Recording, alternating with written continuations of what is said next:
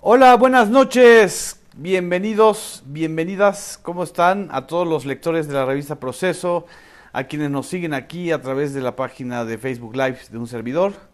de Genaro Villamil, a través del blog Homo Zapping. Estamos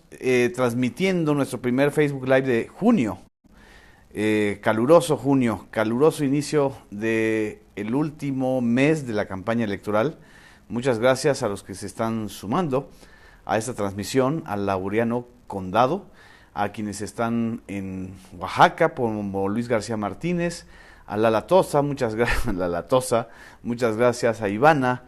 un gusto tenerte siempre, Ivana, Araceli Rivera, a quienes están desde sus casas o desde sus centros de trabajo, a Jafid, mi ahijado, colega, muchas gracias.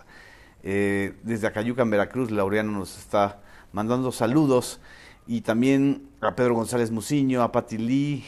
buenas noches. Vamos a hablar de un caso que cuando algunos de ustedes estén escuchando esta transmisión, ya prácticamente se habrá consumado el fin de el gobierno de Mariano Rajoy en España y el inicio de Pedro Sánchez, del gobierno de Pedro Sánchez, que era el secretario general del Partido Socialista Obrero Español, y que formó ya un gobierno a través de las alianzas con la plataforma Ciudadana Podemos y con varios de los partidos pues nacionalistas o independentistas de España, como fue el caso de Esquerra Republicana de Cataluña. Aquí tengo el periódico español El País, en donde pues prácticamente se hace una disección de cómo se formó el gobierno en una situación inédita para la historia española, que es la dimisión del gobierno de Mariano Rajoy, y pues se formó un gobierno a través de la moción de censura que le hicieron al señor Mariano Rajoy, el líder del Partido Popular que ha gobernado en los últimos 7 años. Él es líder de este partido desde la salida de José María Aznar en 2004, de hecho fue el candidato presidencial que perdió ante José Luis Rodríguez Zapatero en aquella temporada tremenda de España cuando hubo los atentados del 11 de marzo. Y como buen gallego, como hombre terco y resistente, Mariano Rajoy se quedó al frente del Partido Popular y ha gobernado España desde hace 7 años, desde el 2011, de una manera férrea, tremenda. Evidentemente se enfrentó a los grupos autonomistas, independentistas, nacionalistas, con un discurso que en España pues pega mucho entre la derecha española, que es el de el centralismo y la supremacía de la unidad española por encima de las autonomías. Pero curiosamente a Mariano Rajoy no lo destronó la represión, por ejemplo, en Cataluña, no lo destronó el conflicto con los vascos o el conflicto con los andaluces o con otros grupos nacionalistas o con los canarios o con grupos de la sociedad civil que lo denunciaron por esta ley Mordaza que ha dejado a España en un retroceso autoritario tremendo durante su gobierno. No, a Mariano Rajoy lo destronó la corrupción. El golpe mortal para el gobierno del Partido Popular Español fue la investigación del caso Gürtel. Es un caso que viene desde el 2005 y que pues se parece mucho a otros casos que aquí en México hemos escuchado, pero no ha habido sanciones ni ha habido ningún tipo de penalización a quienes han desviado fondos públicos para campañas electorales o a quienes crearon empresas fantasmas para financiar contiendas o partidos políticos. Esa es la trama del caso Gürtel, que pues prácticamente llevó al hundimiento al gobierno del político más famoso de la derecha española durante los últimos 50 años, al que resistió prácticamente todo, el que demostró que tiene mano de hierro para enfrentar a los nacionalistas, el que fue incluso cobijado por sus aliados de la Unión Europea, el que ha mantenido una y otra vez este discurso de orden y progreso que pues tanto recuerda a Francisco Franco. Para quienes no sepan quién es Francisco Franco, porque ya en la historia contemporánea casi no se menciona a este dictador tremendo de origen gallego, como el propio Mariano Rajoy, pues que sembró en un estado muy peculiar a España de retroceso y de autoritarismo y de pues prácticamente de intolerancia. Quiero leerles una parte muy breve en qué consistió el caso Gürtel, que pues involucró al secretario de Finanzas del Partido Popular, del gobernante Partido Popular. La Audiencia Nacional, que es como la Suprema Corte en España, condenó a 351 años de cárcel a 29 de los 37 acusados en el juicio por la primera época de la trama corrupta conocida como el caso Gürtel. La Audiencia Nacional, el 24 de mayo pasado, condenó al ex tesorero del PP, Luis Bárcenas, y al propio partido de Mariano Rajoy. Condenó a 351 años de cárcel a 29 de los 37 acusados en el juicio por la primera época de la trama corrupta, entre 1999 y 2005, es decir, hace más de 13 años, hace ya prácticamente 20 años, 1999 inició esta trama y absolvió a otros 8, entre ellos otro de los supuestos cabecillas de la trama, Álvaro Pérez, el Bigotes. Y bueno, es una investigación muy larga, muy minuciosa, que llevó a 1.687 folios en la sala de lo penal y que se dio a conocer aquel jueves, hace ya pues unos 10 días. Desde entonces empezó como una especie de fichas de dominó, empezaron a caer pues los varones del Partido Popular Español, e inevitablemente esto le costó el gobierno o la formación del gobierno y la moción de censura. Es decir, la moción de censura es el mecanismo a través del cual un gobierno parlamentario, como es el de España, el Parlamento le niega al Partido Popular la formación de un gobierno, porque ellos no por sí solos no tienen mayoría, y le dan la orden a Pedro Sánchez, del secretario general del Partido Socialista Obrero Español, a formar otro gobierno. Y esas negociaciones que se dieron con Podemos y con los partidos representantes de varias de las autonomías, pues se concretó el día de ayer. Pero aquí lo importante, lo que creo que a los mexicanos nos importa muchísimo, es comparar cómo un sistema político como el español procesó, sancionó y está generando la caída de uno de los gobiernos más represivos de España en los últimos años, por sanción de corrupción, porque en la trama lo que se revela es una larga red de cleptocracias o de cleptócratas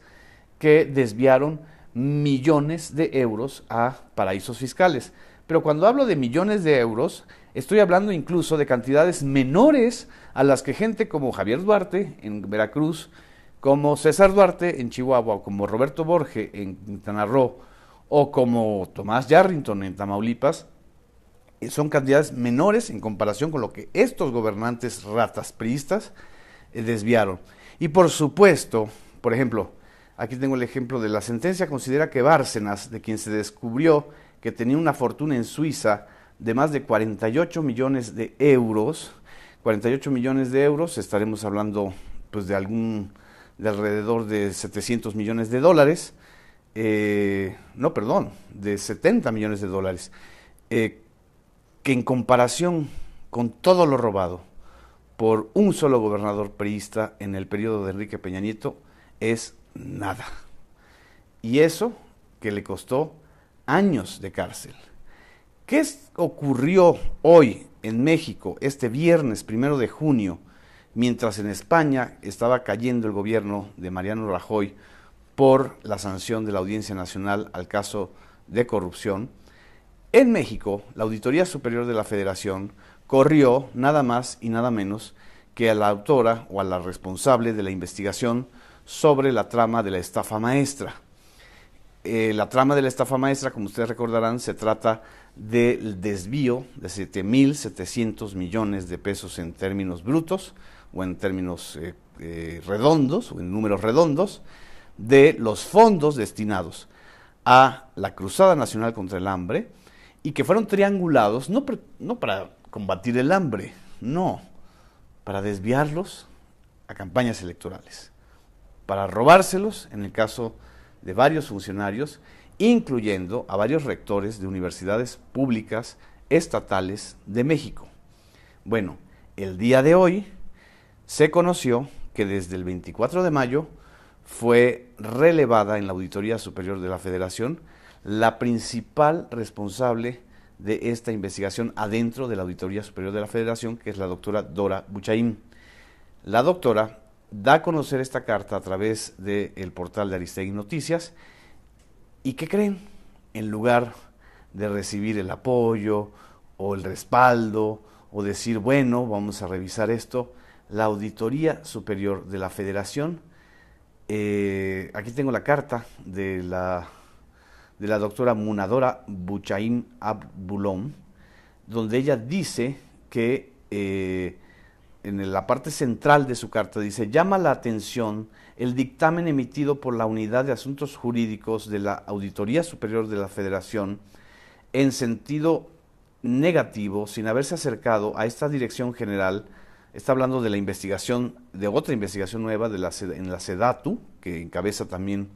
Rosario Robles, a pesar de los graves antecedentes que son de conocimiento público, revelados en los informes de auditoría desde el 2012, detallándose el modus operandi, los probables responsables, los montos desviados y el grave daño social ocasionado bajo esquemas de corrupción y simulación. Los montos desviados alcanzaron los 7.700 millones de pesos e involucran a funcionarios de la Sedesol, de la SEDATU, las universidades y terceros presuntos proveedores implicados en la articulación de estas redes de empresas fachada.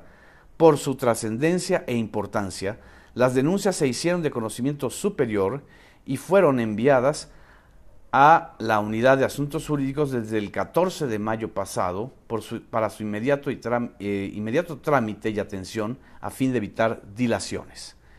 Es por todo lo anterior que, conforme a mi deseo y ante la relevancia del caso, solicito saber con precisión las razones para separarme del cargo. Esto es el texto que ella envía, Munadora Buchaín, a el actual auditor superior de la Federación, David Rogelio Colmenares Páramo. Nada más y nada menos que un funcionario con vínculos priistas que acaba hace unos meses de tomar la Auditoría Superior de la Federación. La Auditoría Superior de la Federación es el organismo o el principal organismo responsable de investigar los desvíos de dinero público en todas las dependencias federales. Entonces, nada más comparemos, por investigar la trama de 7.700 millones de pesos y por actualizar esa mecánica de robo ahora a través de la SEDATU, donde también está la misma funcionaria que estaba en Sedesol cuando se desentrañó o se investigó la estafa maestra, que es la señora Rosario Robles. Por esta razón, Munadora Buchaín fue defenestrada. Lo peor es que la respuesta de la Auditoría Superior de la Federación la responsabiliza a ella de presunto tráfico de influencias porque tiene vínculos con una especie de empresa de auditaje que dio cursos en la Auditoría Superior de la Federación. Es decir, por una minucia, ellos están relevando a quien llevaba la investigación más importante en torno a desvíos de fondos. Esto es la cleptocracia mexicana. Por eso, justamente, por eso el PRI no va a ganar en el 2018. Por eso la gente está harta, por eso la gente está cansada, está molesta. No es posible que en países como España, con todo y lo que sabemos de la corrupción española que nos heredaron, etcétera, etcétera, a través de la colonia, no es posible que España ahora tenga la capacidad institucional de sancionar con cientos de años de cárcel a funcionarios, a más de 37 funcionarios del Partido Popular Español gobernante, o sea, en el gobierno ahora, no en la oposición, y en México esta red de ladrones se sigan protegiendo y sigan sancionando a quienes investigan. Es el mundo al revés. Es lo mismo que sucedió cuando Carmen Aristegui dio a conocer el escándalo de la Casa Blanca de Enrique Peña Nieto. Fue premiada en el extranjero, reconocida entre el gremio periodístico y entre las audiencias, y corrida de manera vulgar y abrupta en DMBS. O como el caso del exfiscal o extitular de la FEPADE, Santiago Nieto Castillo, que estaba investigando justamente los 16 millones de dólares desviados, o más bien no desviados, pagados en sobornos por la empresa brasileña Odebrecht para el gobierno de Felipe Calderón, para la campaña de Enrique Peña Nieto en el 2012 y, por supuesto, para sobornar al director general de Pemex durante los 2 o 3 primeros años del gobierno de Enrique Peña Nieto, para sobornar al señor Emilio Lozoya. Mientras en España están investigando asuntos que vienen de 1995, 1999 y 2005, en México no son capaces ni siquiera de apoyar a quienes están investigando tramas de corrupción de la campaña electoral pasada del 2012 y de este gobierno. Por eso justamente se está cayendo este sistema y este candidato oficial. Entonces, me dicen, obviamente España es un país más avanzado que México, no es de extrañarse. No, somos supuestamente sistemas políticos que tienen constituciones o sistemas de justicia similares. Lo que está sucediendo es que se está cayendo aquí en México de manera electoral y no a través de la justicia, un sistema cleptocrático. En fin, todo esto sirva para también subrayar que no vamos a poder salir de este atolladero si no identificamos que la corrupción en México y sobre todo durante los últimos gobiernos del PRI y del PAN, tanto a nivel federal como estatal, es sistemática y es sistémica y llega a todos los niveles y llega incluso a las más altas dirigencias empresariales, como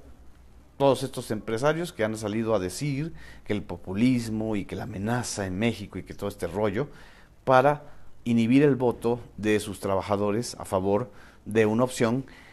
pues que no va a mantener sus privilegios y que va a acabar con todo y esta trama de corrupción. En fin, este es el tema que quería yo tratarles. Es un ejemplo muy claro, muy diferenciado de cómo puede caer un gobierno de manera puntual, precisa, sin necesidad de guerras sucias, de spots y de decir que son los rusos o los venezolanos los que están detrás de esta trama, sino simple y sencillamente haciendo respetar las instituciones y sobre todo el sistema penal de España, que ya pasó la prueba de fuego. Es la primera vez que un gobierno en España cae por una moción de censura. Y aquí hemos tenido que soportar 6 años de un gobierno que demostró desde el inicio su absoluta desviación hacia la corrupción. Y que además la justifica, y que además la explica, y que dice que es algo normal y cultural. No es algo cultural, es algo sistémico. Y esto es justamente lo que también explicamos en este libro que presentamos la semana pasada, el libro Cleptocracia. Me han estado preguntando, vamos a hacer otra ronda de venta y de firmas de libros de Cleptocracia este domingo 4 de junio, en la Avenida Reforma, a las 4 de la tarde. Los que estén interesados, pues bueno, mándenme un Messenger, un mensajito, un mensaje en inbox de Messenger para saber quiénes están. Esto es el análisis de este viernes. Muchas gracias. Nos estamos viendo aquí en Facebook Live y en las plataformas de la revista Proceso, del blog Homo Zapping, de YouTube también. Buenas noches. Muchas gracias.